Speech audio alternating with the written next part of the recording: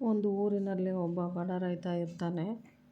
ಅವನಿಗೆ ತುಂಬ ಕಷ್ಟ ಇರುತ್ತೆ ಜೀವನದಲ್ಲಿ. ಅವನು ದಿನ ಕಟ್ಟಿಗೆ ಕಟ್ಕೊಂಬಂದು ಕಟ್ಟಿಗೆಯನ್ನು ಮಾರಿಬಿಟ್ಟು ಜೀವನವನ್ನು ನಡೆಸ್ತಾ ಇರ್ತಾನೆ. ಅದೇ ಥರ ಒಂದು ದಿನ ಕಟ್ಟಿಗೆ ಕಡಿಯೋಕ್ಕೆ ಹೋಗ್ತಾನೆ ಹಳ್ಳದ ತೇರಿನ ಹತ್ರ. ಆ ತೇರದ ಹತ್ತಿರ ಮರದ ಮೇಲೆ ಕೂತ್ಕೊಂಡು ಕಟ್ಟಿಗೆಯನ್ನು ಕಡಿತಾ ಇರ್ತಾನೆ. ಕಡಿಯುವಾಗ ಅಕಸ್ಮಾತಾಗಿ ಕೊಳ್ಳೆ ಬಿದ್ದು ಹೋಗ್ಬಿಡುತ್ತೆ. ಹೆಂಗಪ್ಪ ನನ್ನ ಜೀವನ ಅಂತ ಅಳ್ತಾ ಇರ್ತಾನೆ. ಆವಾಗ ನೀರಿನಿಂದ ದೇವತೆ ಆಚೆ ಬಂದು ಏನಾಯಿತು ಅಂತ ಕೇಳ್ತಾಳೆ. ಇವನು ನಡೆದಿದ್ದ ಘಟನೆಗಳನ್ನೆಲ್ಲ ಹೇಳ್ತಾನೆ. ಇವನ ಪ್ರಾಮಾಣಿಕತೆಯನ್ನು ಪರೀಕ್ಷೆ ಮಾಡೋಕ್ಕೆ ದೇವತೆ ನೀರಿನಲ್ಲಿ ಮುಳುಗಿಬಿಟ್ಟು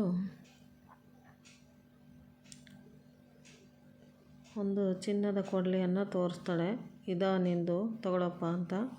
ಅದಕ್ಕೆ ಅವನು ವ್ಯಾಪಾರಿ ಇಲ್ಲ ಅದು ನಂದಲ್ಲ ಅಂತ ಹೇಳ್ತಾನೆ.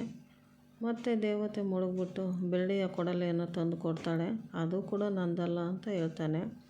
ಅವನ ಕೊಡಲಿಯನ್ನೇ ತಂದು ತೋರಿಸ್ತಾಳೆ. ಇದು ನಂದು ಅಂತ ಹೇಳ್ಬಿಟ್ಟು ಈಸ್ಕೊತಾನೆ. ಆವಾಗ ದೇವತೆ ಅವನ ಪ್ರಾಮಾಣಿಕತೆಗೆ ಮೆಚ್ಚಿ 2 ಕೊಡಲಿಯನ್ನು ಅವನಿಗೆ ಕೊಡ್ತಾಳೆ.